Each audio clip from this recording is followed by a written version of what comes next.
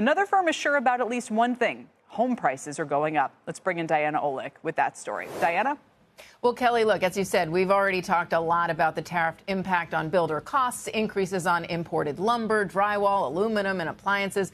Builders will pass those costs on to consumers, but prices on existing homes could rise as well. Morgan Stanley analysts this week noted an immediate impact should be fewer builds and pushing the marginal buyer into the existing market.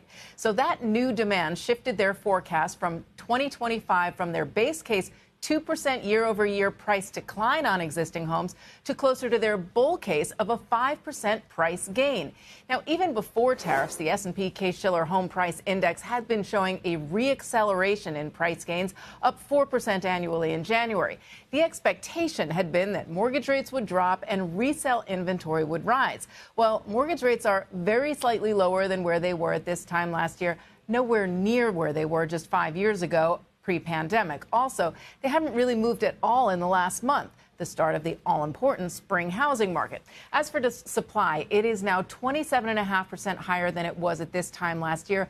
And while that might seem like a lot, it's still nowhere near where it was in 2019, again, pre-pandemic.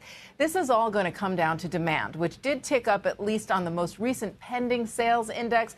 And that demand, of course, will depend on consumer confidence. But again, Kelly, it's just getting less and less affordable to buy a home. Do they, Diana, spell out if there would be any countervailing, issue technology? You showed us the concrete home the other day that would be perhaps a way of getting around these rising input costs.